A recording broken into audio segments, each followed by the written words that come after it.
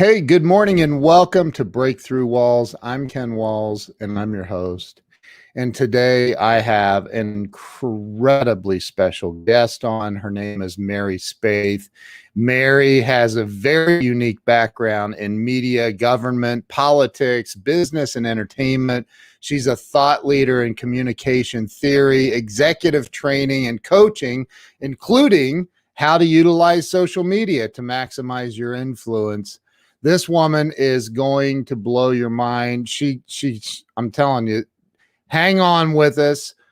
You're not going to want to miss this episode, and share this out. This is going to be fantastic. Stay with us.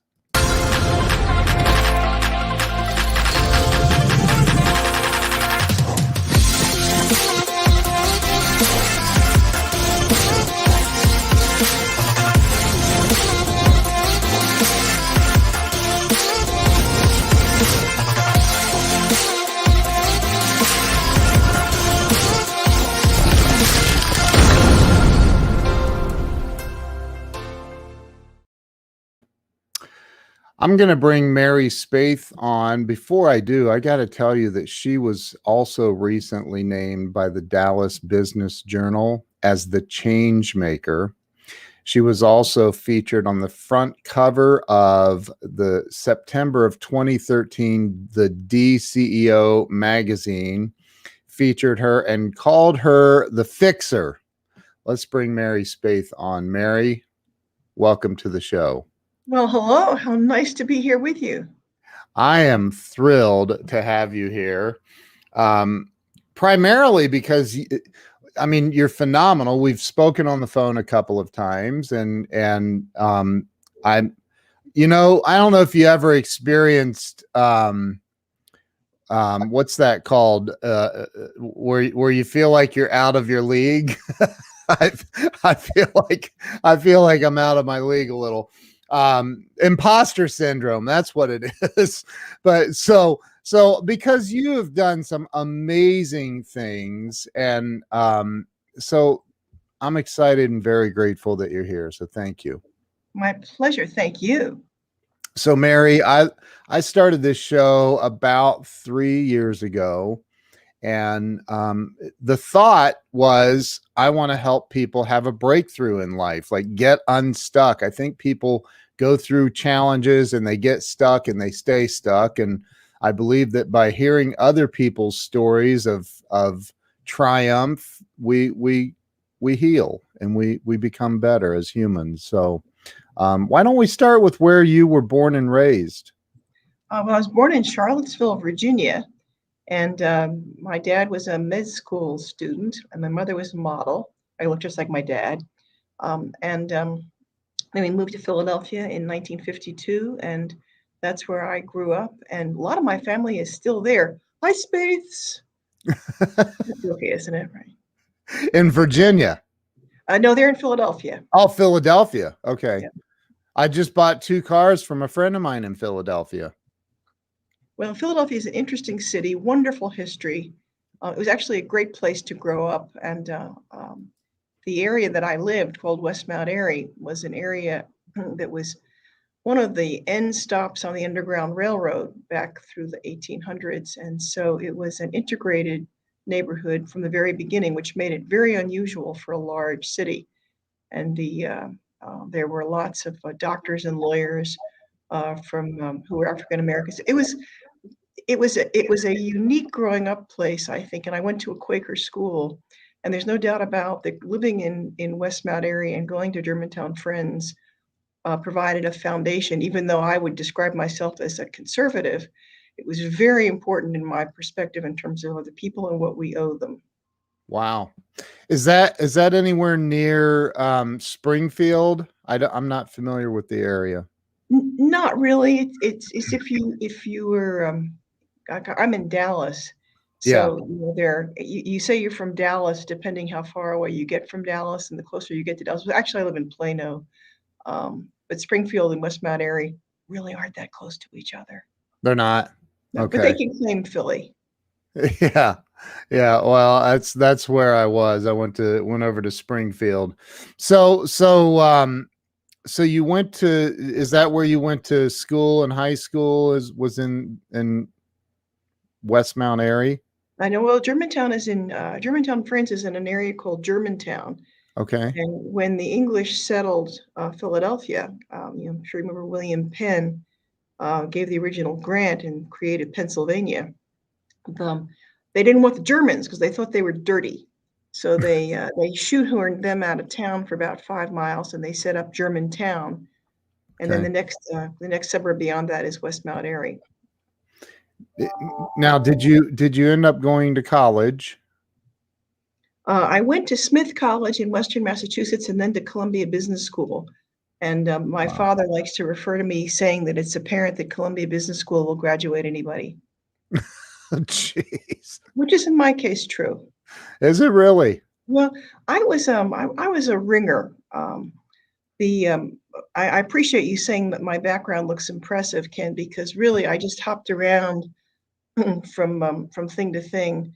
And I was very fortunate to be alive at an opportunity at a time when there were so many opportunities for women. And all my life, I have been the great good fortune, and it's very important to me now to live by the golden rule because so many things happened to me because people just did something nice for me without being asked. Yeah. And I had started, let's see, in the mid 1970s, the New York Times had just started the weekend section for all the things happening in New York on the weekend. And at the same time, Time Warner had just wired the 5 boroughs of New York for cable. So they had wonderful access and no programming. Right. So cable was looking for people to, and this is, I think your younger viewers are going to wonder about this, but you could have a half hour of cable for $25 an hour and reach all 5 boroughs. So Wow. I thought if the New York Times had a print version, we could do a TV version. And we started a little show called Manhattan Weekend. We had about 25 reporters who were all volunteers, and we covered street fairs and new restaurants and new things to do. We were actually extremely successful. Wow. We were the first show to be supported by general advertising. The Bankers Trust decided to experiment with this new thing called cable. And we advertised the miss a month loan. I still know all the words. People really believed you could miss a month. We had one little minor problem. After our first 13 weeks, which had gone great, our little studio had a flood. And we had to move to a new studio, and our revenue stayed the same and our costs doubled. Wow. You can see the math is not going in the right direction, but we Yeah. were getting reviewed. And so we hung on. At the end of the second week, it was clear I had run out of whatever it was I could raise from my beloved father. Yeah. But at that point, Columbia was desperately looking for women and for small business owners, and I was a twofer. So one of the things, if you went to Columbia Business School in those days, you weren't going to fail. And I had a fantastic experience at Columbia Business School. I really learned a lot. I wouldn't be here today if it weren't for Columbia Business School. But I will tell you that the statistics professor changed the grading score. There were about 5 of us who were small business owners. He changed the grading score so that we would pass. Wow. Pretty much tells you my intellectual abilities. Well, I don't know if it's intellectual or like me, I just didn't really care for school at all. I hear, and what's terrible about it is I read a lot now. But I hear my 15-year-old and my 11-year-old daughters talk about how much they despise school, and I can't, and I'm like, I can relate to that. I loved it. Actually, if I put in a plug, one of the Yeah. ways I got through Columbia was because they organized you into these study groups. And one of the people in my study group was an expert on data management. So I glued myself to him because he couldn't write a concise word. And also, while he really understood um, the very important nuts and bolts of operations, he didn't know how to present it. And so I actually did okay in I got the achievement award, amazingly enough. But that's Wow. because, and to any of the entrepreneurs who are in your audience who are listening, okay, there is help on the way for both writing and speaking. so that you can be as good in these disciplines as you are in operations and technology. Yeah. Yeah, I think, and that's one of the things that I've noticed with me is I might be really good in one area as an entrepreneur, but lacking in several others.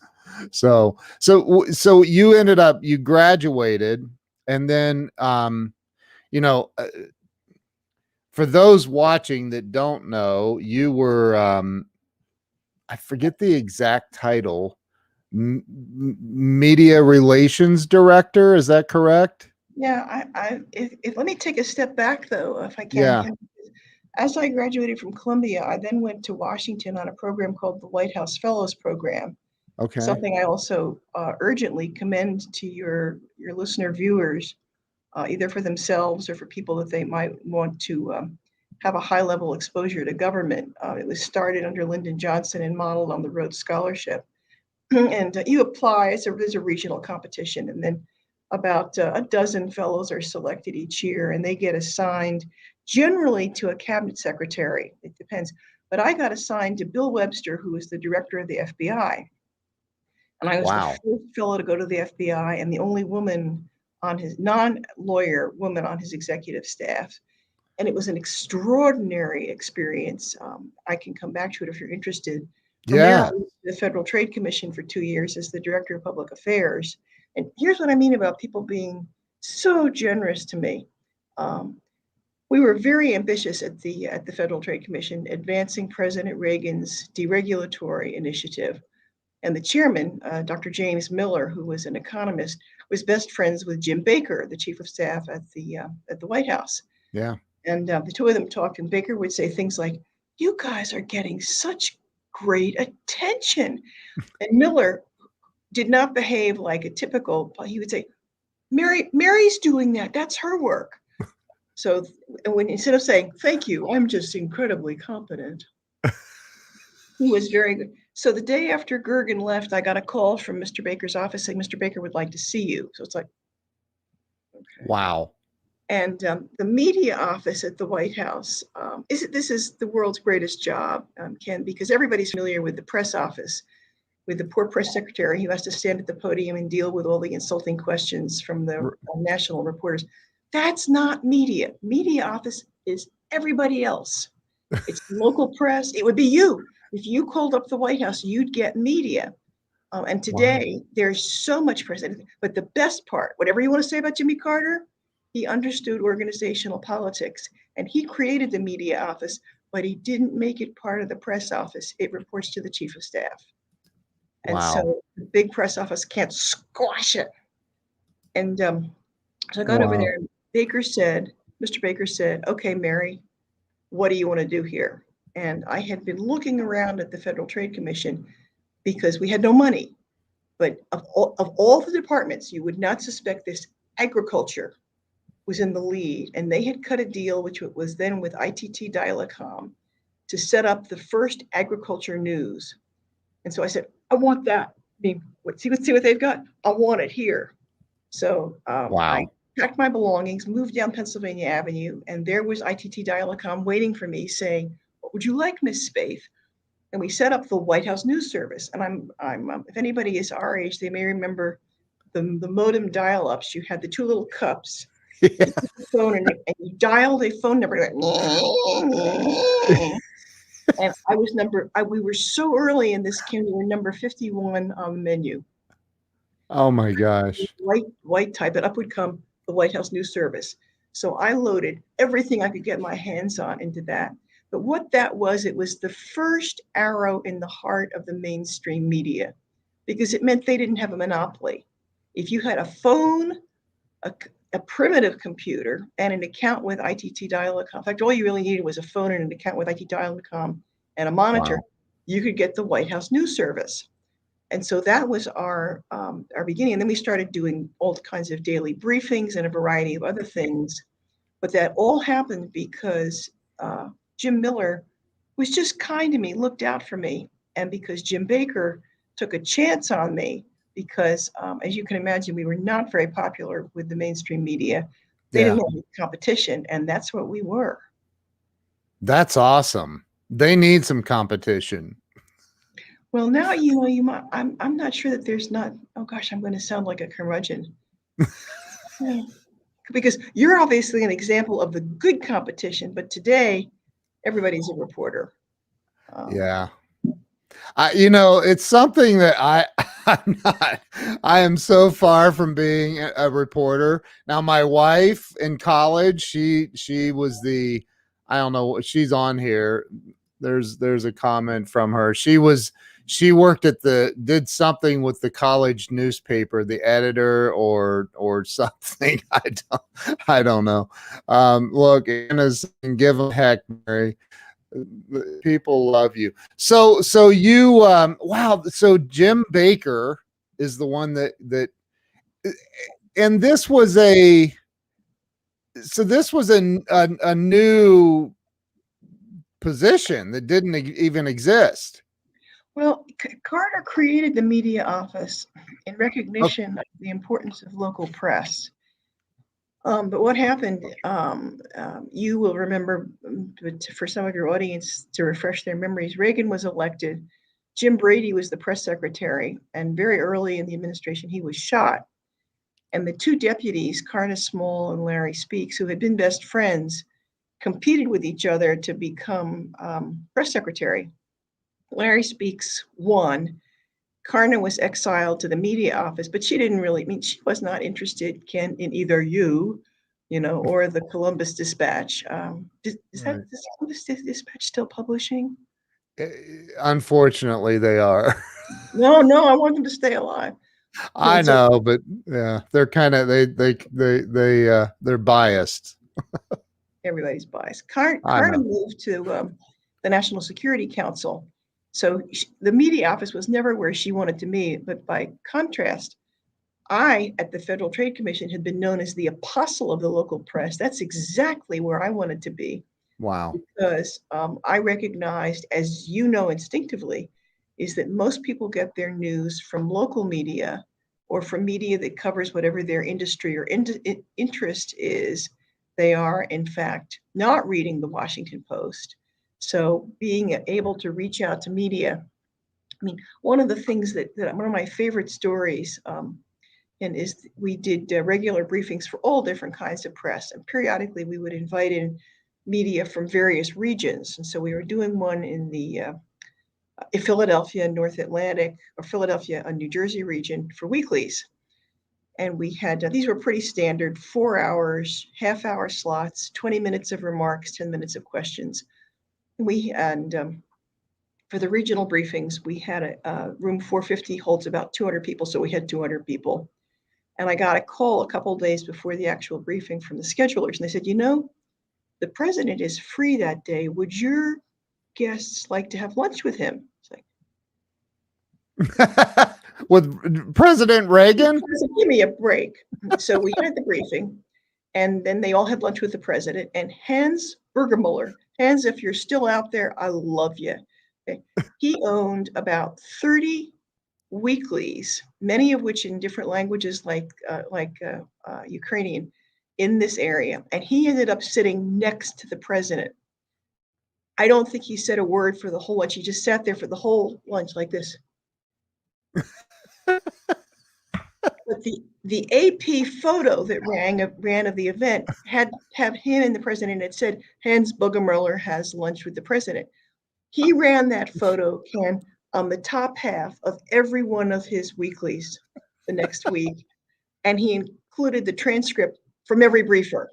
Yeah, I'm And I sure. always said, okay, if you reach out to the local press, you're going to get even though they have mutated, even though I know they have changed, you're going to get a much better, not necessarily soft by any means, but a much fairer story. We also started doing satellite interviews, which of course now it's like, well, no big whoopee. Haven't they always existed? No, they haven't Yeah. always existed. No. And we would put five, because switching technology had just changed. So we'd put five stations together, and I'd put my speaker, generally a cabinet secretary, but frequently Mr. Vice President, the Vice President Bush, put him in front of the camera, and you have a little card here that had the call letters, the city, and the name of the anchor. and you'd do 5 minutes. And Wow. the anchors would, they would ask probing questions, but respectful questions. It was fantastic. Anyway, I'm Much, blithering much, on. a little bit different from today. You See, know, I think so. Although if I look at the local press here in Dallas, they're well informed.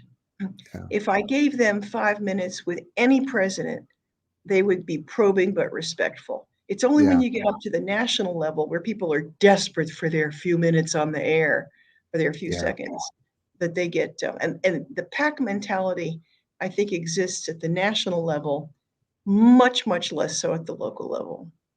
They can be I agree with you.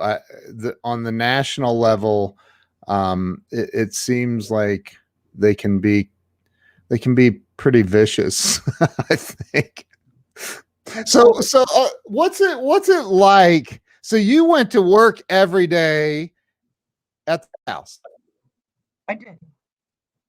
What is that? I mean, did you? I mean, I'm sure at some point it probably started feeling like, just whatever. Yeah, I work at the White House. But in the beginning, it had to feel like, I can't believe I'm going to work at the White House. Well, I think for me, it stayed that way the whole time Did it? because it is, and Reagan, whom you referred to a few moments ago, Ken, I think there's general recognition that he was an extraordinary individual. He had the self-confidence to let people underestimate him. And he was also extremely good involving other people. Mr. Bush's vice president played a key role. Baker was the best chief of staff any White House has ever had. He was not he was very aware of the importance of communication and visibility. Yeah. But he was very generous in involving other people, and he listened. He was a great listener.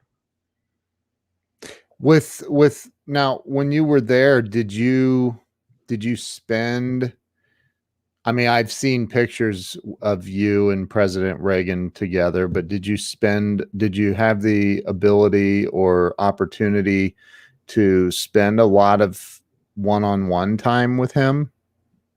You want the real? Um, I'm going to what, give you full screen, by the way. I forgot to tell you, I'm giving you full screen here and there, especially for some of these interesting. I want to hear. I want to hear about this. Reagan was well, phenomenal. Reagan was phenomenal, but I'll tell you, the media director is the third level of staff. It's not. It's not. It's a very important level of staff, but Sure. the most precious thing in the world is the time and attention of the President of the United States. Yeah. And I watched what had happened to other people, Ken, and my fondest hope was that nobody except the people that I reported to would notice me. And because the Wow. press office was very jealous of its prerogatives, and the last thing they wanted was a media office that was fully functioning and getting a lot of attention. Yeah. Um, and when I got there, I made an appointment with Larry Speaks. I'd only been there about 2 days, and I can't demo to you since we're on Zoom. But so I made an appointment, and I get in there, and the press office is shooting daggers at me. So Larry's door opens. I get down on my knees and I crawl in. Oh my gosh. And of course, he burst into laughter, which is what I wanted him to do. And I said, "Look, I am not going to step on your territory. I'm not going to be briefing the Washington Post. I'm not talking to NBC. Indianapolis Star, here I come. If you'll just give me a chance." And he Right. did. Okay. So they Wow. let us operate. But again, the deal was um, do not become overly visible. And I tried to live by that. The I notice I've been avoiding your questions. How much Yeah. did I spend with Reagan? Not very much. Really. A little tiny bit before Yeah. a couple of the briefings. Um, um, and I have some great stories, but I spent a lot more time with Mr. Bush, who was then vice president. And of course, the world has changed, Ken, but he was Bush was an extraordinary person. People forget really the breadth of info. In fact, I look around with what's happening today, and he would shudder because he was a real foreign policy expert. And I've got a great Bush story that really goes to what kind of person he was. Is it okay if I tell it? Merrie, if you don't tell it, I'll be offended. Well, one day at the White House, my phone rings. It's early in the morning, and it's my former boss, Judge Webster. And he says, I'm going up to the Supreme Court to get this award, and there are about 5 of us. Is there any chance of meeting the president later today? I said, oh, same day, almost. I just think that's going to be impossible. I said, but let me go try the vice president. So I go running upstairs in the old executive office building to the VP's office, explain the situation. They look at the schedule and they say, we can do 2 o'clock. So I go back down, I call Judge Webster, we're on for 2, get all the information, get it all into the system. 1:30, I go down and meet them, take them all up to his office, get them all lined up. And one of the staff people at the door says, who are those? And I said, they're 2 children. I believe that they're 2 and 4. And she said, they're not on the list. Their father is here getting an award. They said, they're not on the list. Oh so my God. I go to the, and I say, he says, oh, I don't want to cause any trouble. I said, no, here's what we're going to do. I'm going to put you last. I'm going to keep the kids with me at the entrance. And when you get into Mr. Bush's office, ask him if he'd come to the door and wave at your kids. So they all go in. You can see where this is going. They all go in one at a time. I'm holding him back. He says to Mr. Bush, can you wave at the kids? Bush comes to his door and says, I'm getting an echo. What did I do wrong? No, it's the internet does that once in a while. So I'll just keep going. Okay. So he says that. So Mr. Bush comes to his door and says, where are your kids? And he says, they're over there. He says, well, bring them in. So obviously we shepherd the kids in. I look at the staff person. I go, so they don't have to be on the list if the VP wants them in. What it gets even better, Ken, there was a very expensive ship model on one of the dressers. Bush takes it off the dresser, gets down on the floor with the kids. Oh, wonderful pictures. That's what kind of person he was. He was actually very accessible. He was a great listener. He loved children. And he did, we used him. I had a spiel I developed for local newspapers, local news directors for my my TV spots. And I'd call up, you asked about working in the White House. So I call up a local station and I'd say, I speak to the news director. They say, he's busy. I say, okay, I'll just leave a message. I'm calling from the White House. I'll get him. So the guy would come on and I'd explain what I was doing. And we put the TV things together. And you had to take at least 2 cabinet secretaries, and generally Mrs. Dole and Secretary Bell. He was education at that point. They were our 2 most popular. And then you got in line for the vice president, and then you got in line for the president. And it was a deal that everybody took. But the next story about Mr. Bush, at one point we got really backed up, and I used to do these in cycles of 5. And so, I mean, we'd put 5 stations together. So we got so backed up that I had 6 groups. So I've got 30 stations. Wow. And I said, I think we can, the interviews we'll cut them down to 4 minutes. So we did all of them in a morning. And at the end of it, Mr. Bush said to me, Merrie, could we not do quite so many the next time? Said, yes, sir. We'll do much better. I promise we'll do it much better. But he got through them all. He was very game about it. Wow. And of course, them ask the same questions. He was a great guy. I mean, he really was. The one soundbite from President Bush, and we're talking about Herbert Walker Bush, right? George H.W. Bush. So, is the Mr. Gorbachev tear down that wall? That's the one soundbite that it just runs through my head whenever I think of him. Well, that was a Reagan soundbite. It was Reagan. I'm sorry. That's all right. It was oft repeated. It has become one of those things that's become legend. At Yes. the end of Liberty Valance, if you got any movie buffs out there, Jimmy Stewart is telling the reporters who really shot Liberty Valance. He goes through the whole story. And at the end of it, they pick up their notes and they throw them in the fire. He says, "Aren't you going to print it?" He said, and they say to him, "When the legend becomes the fact, print the legend." Wow. Wow. But Reagan So, was, he was great to work with. yeah. And he did ask me one question. We had a briefing for women, editors of women's magazines. And when I proposed that, Mr. Baker actually said, "Those broads aren't our natural constituency." I said, "It's going to be great. It's going to be great, Mr. Baker. It's going to be great." And it went well. And at the end of it, Ellen Levine, who was the editor of Women's Day, came out and she said to me, "Oh, I wanted to hate him. I liked him." Reagan was great at that. He really genuinely liked and was interested in people, and they sensed it and reciprocated. Yeah. Wow. So how long did you so we had how did you end up staying there for through the next presidency? How long were you there? No, I was only there. We've been in Washington. I was there for about a year and a half. Okay, we've been in Okay. Washington for 5 years. And Wow. my brand new husband, whose name was Tex, that tells you everything, right? Yeah. Wanted to go back to Texas.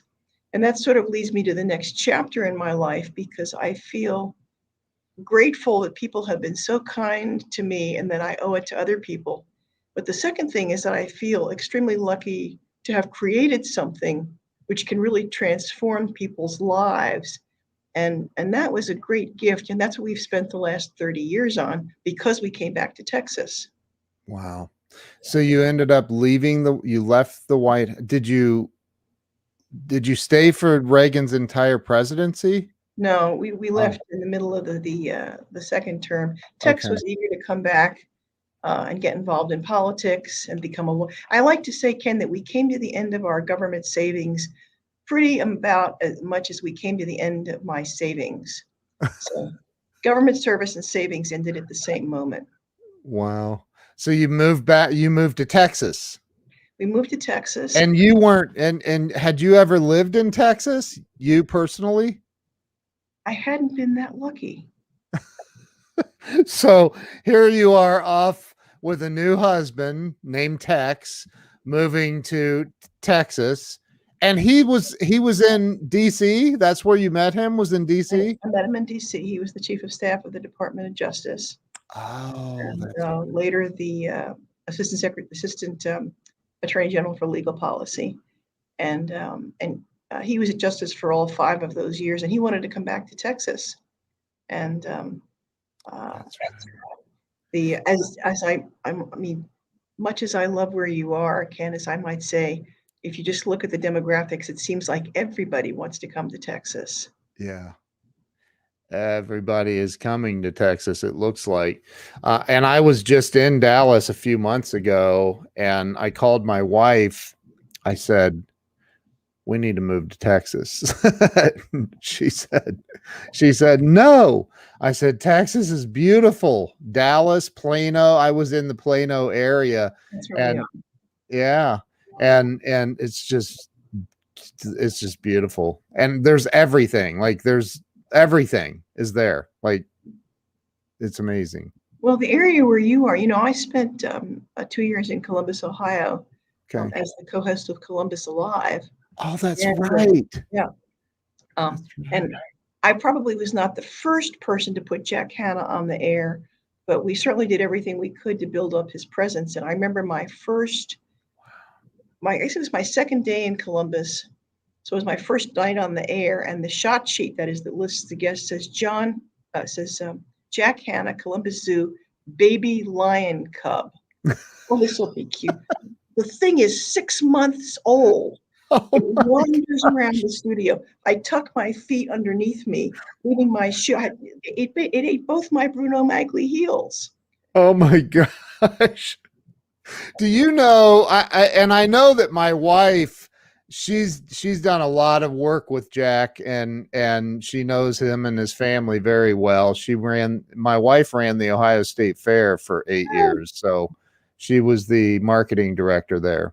You told me that. I said we had Miss Swine on the show.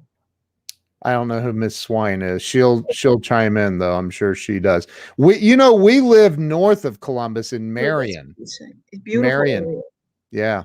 And in fact, when I told Judge Starr, he asked where. I said, we're in Marion, Ohio. And he said, oh, well, that's where President Harding, and he starts going into President Harding campaign from his front porch in Marion, Ohio. And he knew everything. I'm like, how do you know all that about Marion? Like, I didn't even know all that about Marion. So, but yeah, Columbus is a great city, and Columbus Alive. I remember Columbus Alive. And yeah, she was with the Ohio Expo Center. And do you remember City Center Mall? I don't. People would come into the studio. I would love to talk to your wife because we tried to support the state fair. We had the egg lady on. We had. I'll bet at least once every other week we had somebody on promoting something from the state fair. Because although, Ken, I'm now a Texan, so I have to say this. Texas is the biggest state fair, but Ohio is certainly a contender. Not just for size, but for breadth. It was wonderful. In fact, Yeah. if anybody hasn't been to the Texas State Fair was closed last year. Was the Ohio one? Yes, and they're not open again this year, I believe. Come to Texas. Come on, guys. Come on down. We're open this year. Yeah. Yeah, I know. My wife, it breaks her heart because she's still friends with the guy that is the general manager there. So, but so you were here in Columbus. You ended up. You had a pretty interesting story about how you and Judge Ken Starr met. Well, I was picked as a White House fellow. As I said, I went to the FBI, and when Reagan was elected, he went off with all the dignitaries, and the special assistants took over his office because it had this great view of Pennsylvania Avenue. So we're all there, and we see these people walking into Main Justice, which was the big Department of Justice building, with boxes. So the senior special assistant turns and looks around at everybody, and he says, "Merrie, you're not important. Go find who they are." So I go across the street, and of course I'm badged for the FBI. And I had been working with the Deputy Attorney General's office. I'd never been up to the AG's office, and I get up there, empty, completely empty. And there's this very young guy unpacking boxes. So I introduced myself, and I said, "I'm Merrie Spaeth. I'm one of Judge Webster's special assistants." He said, "I'm Ken Starr." Wow. And so that's how we met. I was thinking, can I go back to your wife for a minute? Because I sent a note to Jack when the recent news came out, and I never got an answer from the Jack Hanna team. But I consider myself on the Jack Hanna team, Wow. and would love to be back in touch with them. I had, the job of a talk show host on something like Columbus Alive. When the guy comes in with animals, it's to make fun of you. And I had a steady stream of animals that came in, and they poop on you. Okay? We had a llama that ate all the buttons off my jacket. Oh my gosh. They and I don't know, Ron Giles, who was my co-host. Of course, he was a journalist. He was a very well respected journalist. Yeah. And he would laugh at this. We had I can't remember, there was a turkey buzzard. Anyways, they bring this thing in and they take it off its perch, and it flies all around the studio.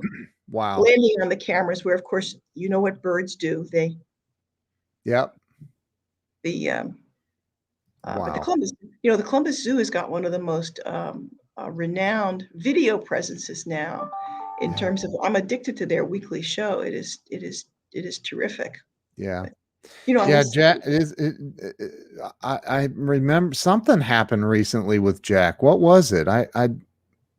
His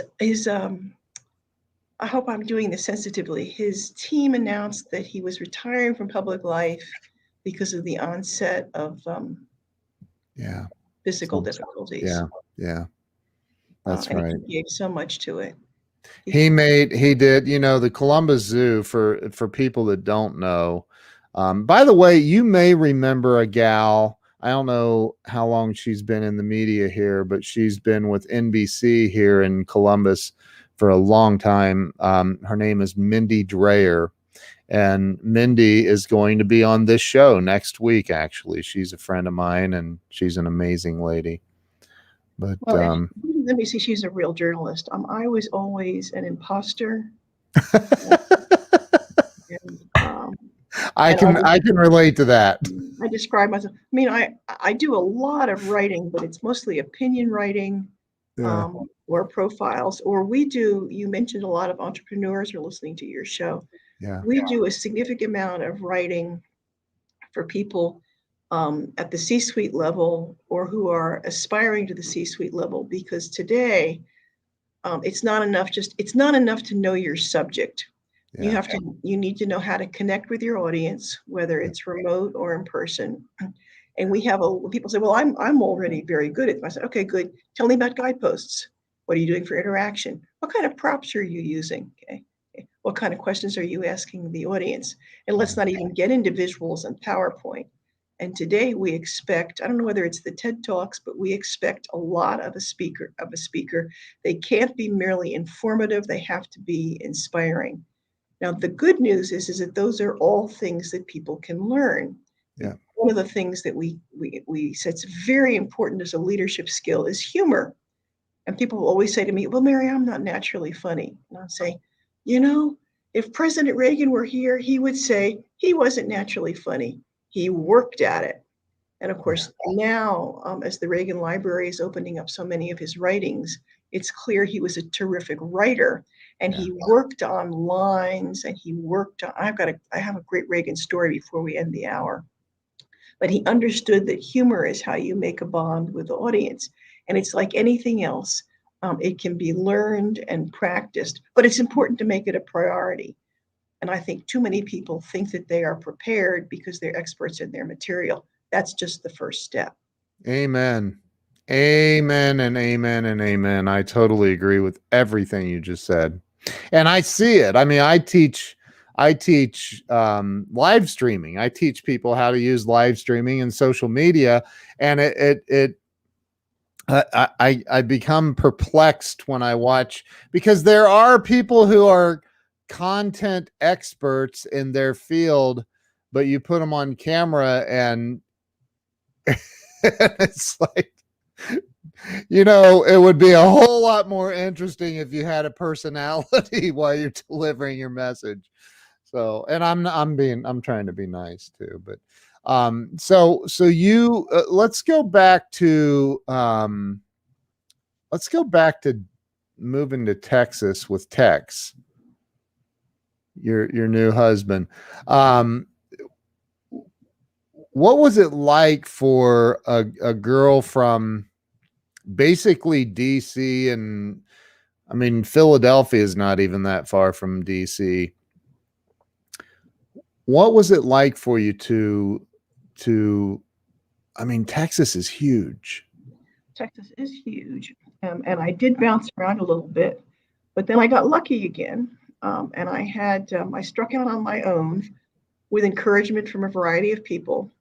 Of course, and I would like to make this sound very strategic, but the truth is I thought, well, I've done a lot that's interesting. Somebody's going to hire me for something.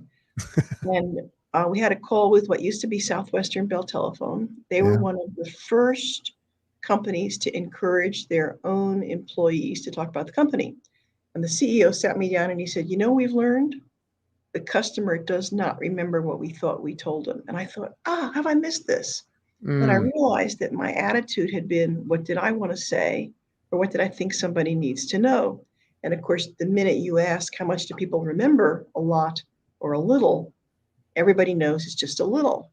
And I wondered if anybody had studied that. And then we had 2 calls later that week, one with a big healthcare system based in Dallas and one with the national audit practice for the accounting and consulting firm Arthur Andersen. And they both hired us. And they gave us the assignments that have shaped our last 3 decades. We've developed a model that looks at who the audience is and how you influence what they hear, what they believe, what they remember, and then understands how to enlist them to affect what they pass on. Yeah. And we have, I don't know if I can show it to you, we have the largest library of examples, we think, in the world. So we're constantly teaching with all these snippets of examples. And it turns out to be, if I've done my job right, your listeners will say, well, of course that makes sense. But it's a sea change in how people think about communication, because people get up and they think, what do I want to say? And the minute you ask, okay, that's great, how much do people remember? And they say, just a little, okay. That shapes how you think about communication. It shapes how you put communication together. It's a leadership skill because particularly if you're at the top of an enterprise, people look to you and they will behave as you do, and they will pick up and say exactly what you say. And if you do it right, it ripples across the entire organization and becomes a very powerful tool and a competitive edge.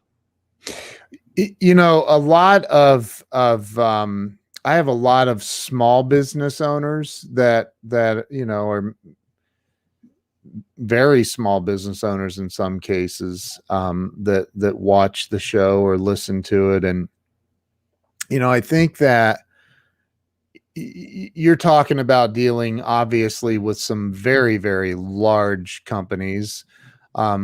What about the small business owner that's you know trying to they want the big, they want to become big, but they maybe are stuck. What do you find when you're talking with or coaching some of these entrepreneurs? What do you find is holding a lot of them back?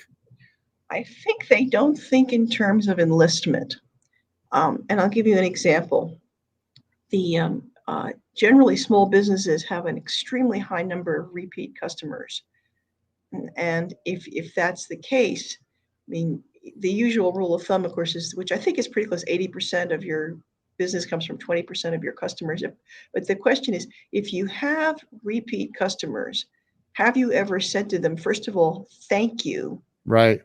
And then second of all, this concept of enlistment is so interesting, and because it goes to the speech framing. So if you say, okay, if you ever see an opportunity, would you recommend us to someone that you know? That's a yes, no framing question. So instead of just saying thank you, if you take the next step and ask for help, many people will say yes. And if somebody actually says yes, they've made a commitment to you. And the chances that they will actually pass your name along escalate dramatically. And I shouldn't say that, many small businesses just stop at saying, thank you for being a reference. They don't take that next step to say, would you pass our name on? Would you be a reference for us? And look for opportunities. Now, if you look at entities that have really made this a part of their business model, you need to look no further than Mary Kay, which made this. I mean, I love Mary Kay because if you sit next to anybody who has anything to do with Mary Kay, they start telling you about the product. But the best part is they think they're doing you a favor. Okay. Another great company that has really built in personal involvement and enlistment is FedEx. Okay. The number of stories of FedEx, of couriers going the extra mile, doing something that wasn't part of their job description. And frequently, you know, that means adding more time or spending more money. Okay. But they've built that into their business model. And a key part of that is to talk about it, find the anecdotes or the stories that celebrate the behavior that you want to celebrate, and tell them over and over and over again. So you call it enlistment. Enlistment. Enlistment, which referrals. But most people they stop with saying, you know, here's our, if you know, pass this on or pass. Beyond that, it's the person-to-person question. Will you help me? You know, will you look for someone who could use our service? Okay. I love that. And when people say yes, some people don't answer. I'm not saying that you lobby them. Yeah. But when people say yes, they make a commitment to you. I absolutely love that. I love that. So I'm going to ask you that question about getting some more guests on the show. Great ideas. Yeah. Wow. So, you Can I know, tell one more Reagan story before we run out of time? oh yes, please, please. Well, because it also, I think it relates right to this. When I was at the White House, it was very formal and it was a very well-run organization. Yeah. And the president's time was booked in 5-minute increments. And as you already mentioned, asked me very tactfully, I thought, how much time did I spend with Reagan? And the answer was not a lot. But occasionally, we would have the president booked to do either a welcome or what's called a drop by. That is, you'd have your group there, and the president would do a drop by and say, "Welcome to the White House. We're glad that you're here." And he would exit. So I had a group of editors in the Roosevelt Room, which is quite a small room in the West Wing. Mm-hmm. And the president was due to do a welcome. So we get everybody together. And generally, you would notify the duty officer, "We're ready." Okay. No duty officer. So I go across the hall and knock on the secretary's door. Knock, knock, knock. I said, we're ready. She said, "Oh, he's in the cabinet room." So I go into the cabinet room and he's got his jacket off and his little half glasses on. And he says, "Merrie, you're a woman." And I always regret in the telling of this story that I can't say, "Snappy comeback." I just stood there. "Yeah, yeah, yeah, yeah, yeah, yeah." Well, he starts with these lines and he had papers spread everywhere. He kept up a correspondent with writers all over the country and had for years. Oh my And I had gosh. happened to wander across his radar screen when he's thinking about what kind of line will make a bond with young professional women. And I watched the lines dribble out for weeks. My last event in the White House was to have the Outstanding Working Women of America at Globe Glamour magazine in the White House for a picture. And the president's going to come in do a photo op with him. So he comes in, he says, "Oh, what an outstanding group of women. It reminds me of a story. A man is walking along and he collapses. A woman pedestrian begins to kneel at his side. Up comes another man. He elbows her aside. He says, 'I've had CPR. Let me try this. Let me handle this.' He kneels at the fallen pedestrian's side. He begins to go through the checklist, check his tie, check his breathing, his head. She leans over and she taps him on the shoulder and she says, 'Will you get to the point where it says call a doctor? I'm right here.'" Women loved it. Now, but the point of this story is there's another piece to it. The White House, if anybody of your viewers have been there, is a very small place. So after an event like this, people go out onto the lawn, and if there is local press or press covering them, that's where they buttonhole them. One of the winners that year was the only woman warden of a male prison from Hartford, Connecticut. African American, 6'2", really, really impressive. So she goes outside, and Hartford Television comes up, thrusts a mic in her face because they're hoping she just trashes him. And they say, "What'd you think? What about?" So she looks right into the camera, and I'm standing a little bit of ways because I know that what she says is going to affect my career at the White House. She looks right into the camera and she says, "When you talk to that guy, he changes your mind." And I thought, yes, yes. Wow. Those words have struck me all these years because when you talk to people, you do change their mind. And Yes. yet most people think that they can do this because they can talk. They don't think about having a structure and a philosophy and understanding what enhances their ability to change people's mind and making it a priority. And you've just given me a chance to tell people how important it is. Thank you. I am like you're on a completely different level, and I know that you don't see yourself that way, but you're an amazing lady. The last year and a half has been we'll just say challenging for a lot of people. And I can remember going through some really, really, really tough times as a business owner and bootstrapping and just not making it. What do you say to the people who may have, maybe they feel like they've done everything they know how to do, and they're just not, they're hanging on by a thread. What do you say to somebody to give them the motivation to keep pushing forward? Well, I want to be serious because the answer, of course, is to keep going. And if I were being less serious, I would say, remind them that Scarlett O'Hara ends Gone with the Wind by saying, tomorrow is another day. And she was right. And I do feel, Ken, that it's very helpful to be grateful, to ascribe thanks and gratitude to a higher power. Amen.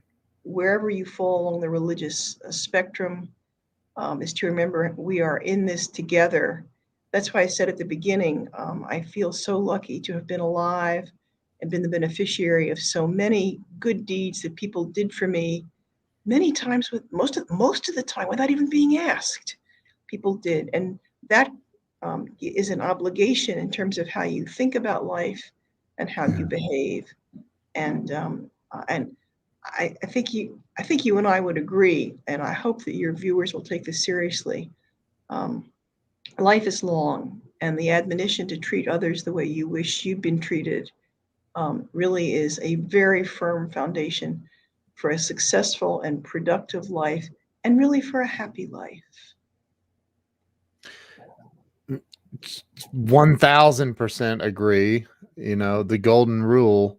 And I think that people don't, one of the things I teach people when it comes to social media is, people will do these posts and sit back and wait on, admiration and likes and loves, and they don't pay attention to anyone else's. And I'm like, if you would just share other people's stuff, like share their posts, share their, show them some love, and be genuine and authentic about it. I mean, Zig Ziglar said it. He said, you can have anything you want in life if you'll just help enough other people get what they want out of life. Oh, I didn't know. That's a great quote. So true. Yeah, it is. And he's from, they're right. I'm friends with all of his children. They're right there in Dallas. So, Wow. yeah. So, Merrie, you are an amazing woman. I have your website for anybody that would like more information, because you work with executives and entrepreneurs and people all over the world, helping them become better at communicating. And could you put in a plug for our monthly memo of blunders and bloopers called the Bimbo Memo? Because you can sign up for it on the website, and it's actually very funny, but it is a serious teaching tool. That is awesome. The Bimbo memo. Is that what you said? Yep, it's a reminder never to repeat and deny a negative because of how the listener hears it. And we named the genre for the young woman caught with a high profile but unfortunately married man. And she actually held a press conference and announced, I am not a bimbo, which of course went all over the country. But again, it's the 3 best comments of the month, and then you can click through to the full bimbo, which has everything I've collected during the month. And again, it's a very serious teaching tool, but it is very funny. That's awesome. And people can subscribe to that for free?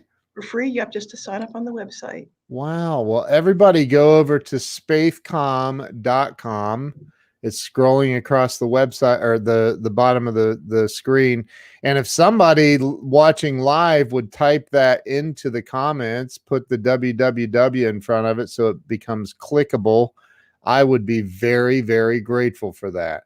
So, Merrie Spaeth, you're amazing, and I would love to have. I have people on here saying, have her come back. Would love to have you back. And once in a while, I get some panels together, and we do live streams in the evenings once in a while. We may do one actually later this evening. And it's FTC related, so you may find that interesting. Oh, So, yeah, my stomping ground. well, yeah. So I'll talk to you a little bit off camera about that. But Merrie, listen, thank you so much. I'm very grateful to have had you on the show. You're amazing. Your resume is incredible. And look, everybody's putting it up on the screen right now. There's your website. So thank you everybody for watching. Merrie, thank you for being here. And if you will stay with me, I'm going to end the live stream. Stay with me, and I would love to chat with you here real quick after we're finished here. Thank you so much. Thank you. Guys, have a wonderful day.